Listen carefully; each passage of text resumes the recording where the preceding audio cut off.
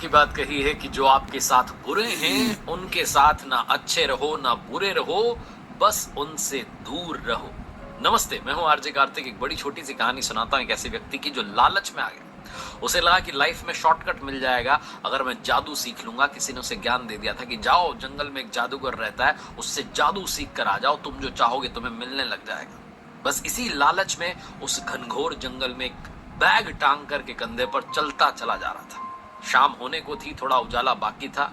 धीरे धीरे आगे बढ़ रहा था, अंधेरे का समय हो रहा था और जंगल और घना होता जा रहा था। तभी इसकी मुलाकात एक बूढ़े व्यक्ति से होती है। ये पूछता है कि क्या इस जंगल में सच में कोई जादूगर रहता है जो जादू सिखा देता है अगर उससे थोड़ी सी बातचीत की जाए, थोड़ी प्रार्थना की जाए। वो बूढ़े व्यक्ति ने कहा, हाँ हाँ रहता तो है, आगे मिल जाएगा, लेकिन बेटा ध्यान से जाना, जंगल और गहरा होता जा रहा है और अंदर एक शेर भी रहता है जो कभी भी किसी पर भी हमला कर देता है। थोड़ा संभल के जाना, बस इतना सब तुम्हें कहना है, बाकी जाओ जादू सीखो। ये बोल करके वो बूढ़े बाबा तो निकल गए। अब इसके अंदर डर बैठ गया कि कहीं शेर ना आ जाए।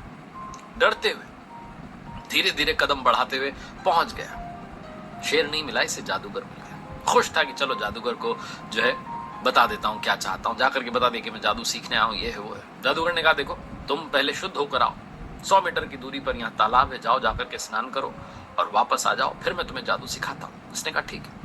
गया, जाकर के तालाब में स्नान किया और स्नान करके वापस निकला और जादूगर से मिलने के लिए तैयार होकर जब आ रहा था तभी झाड़ी में से निकल करके शेर आ गया।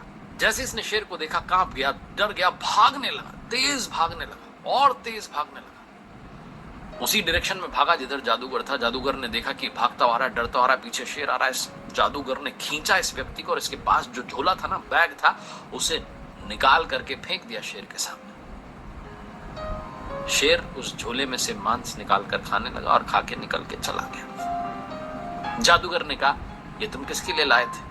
ये आदमी कहने लगा, मैं आपके लिए लाया था, मुझे पता चला था कि आपको नॉनवेज पसंद है तो मीट ले आया था। जादूगर ने कहा, शेर तुम्हारे पीछे दौड़ा था ना?